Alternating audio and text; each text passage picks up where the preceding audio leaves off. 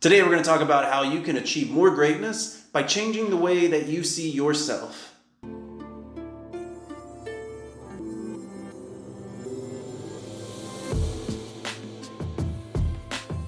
Hey, welcome back. My name is Blake, and I guide those on a spiritual journey to answer the questions they didn't even know they had.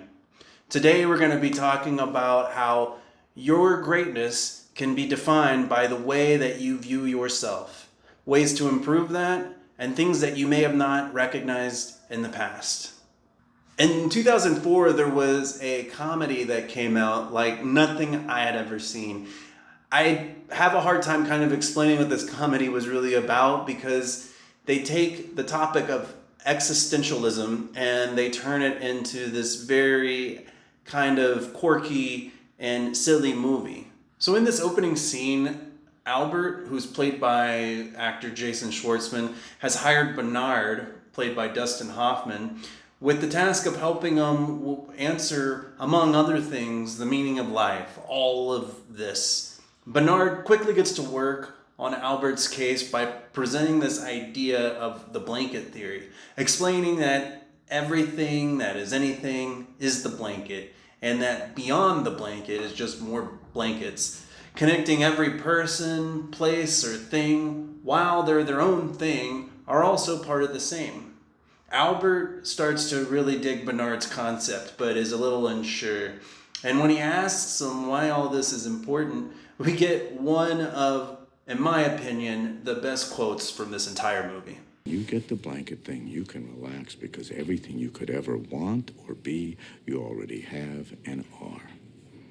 It's interesting how this identity that we've been assigned over the years can take place of solving all these questions that we may have in our lives, only to discover it really isn't as important as we always thought. It's almost as if this identity is casting a shadow over what is really truly important. And as far as I can make out, most people feel that they are something or other about halfway between the ears and a little way behind the eyes, inside the head. That is what you call the ego. That's not what you are at all. While we can summarize this by labeling these kind of things as the ego, I think that a little bit further explanation usually satisfies me a little bit better.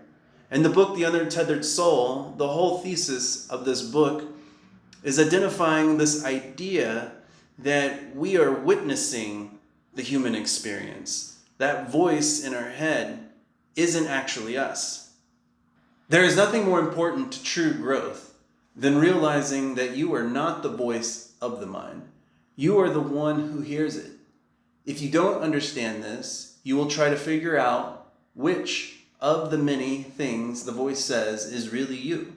You will someday come to see that there is no use for that incessant internal chatter, and there is no reason to constantly attempt to figure everything out.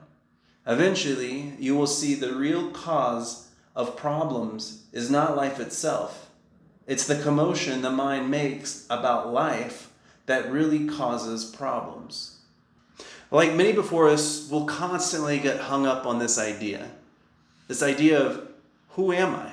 We'll struggle with truly understanding all these components that make up us, the us that other people see, the version that we sell to other people, the version of this mask that other people have helped us craft.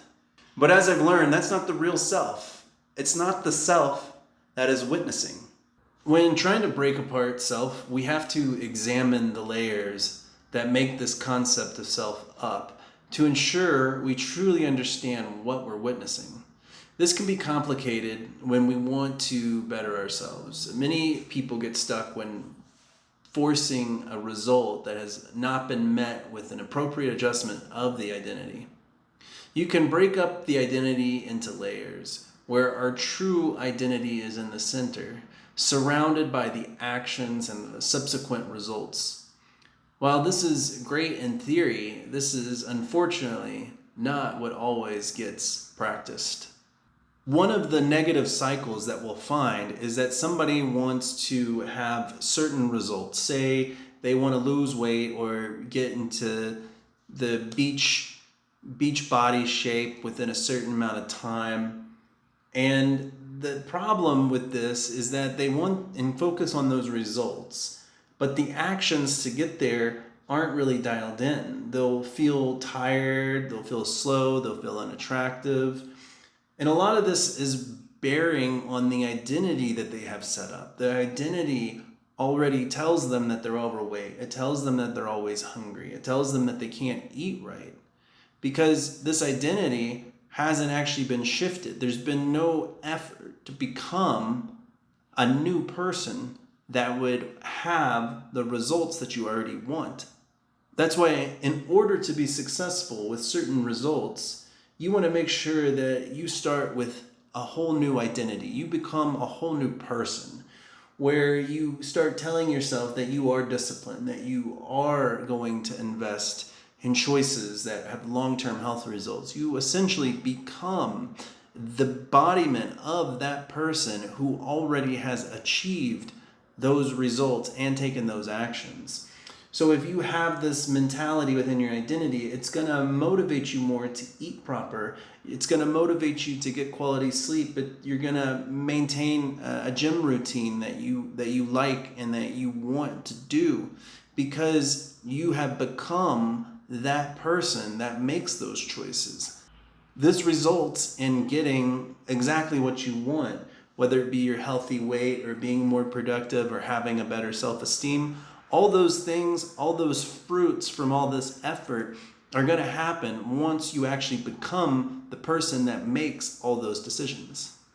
When it comes to enriching your life, it can be a very challenging task. There's so many things that we want in our life, accomplishments, goals, but we live in a world that gives us a poor example of how to bring those changes into our lives. We're constantly reminded of what we don't have in an effort to make us feel like we're not worth what we already are, in a sense that we can fix ourselves by wanting our way out of it. But what's interesting about wanting is that it never actually gets you there. Wanting just makes you better at just that, wanting something that you'll never have. So how are you going to change the way you view yourself? What's going to be the thing that pushes you to your next greatest level?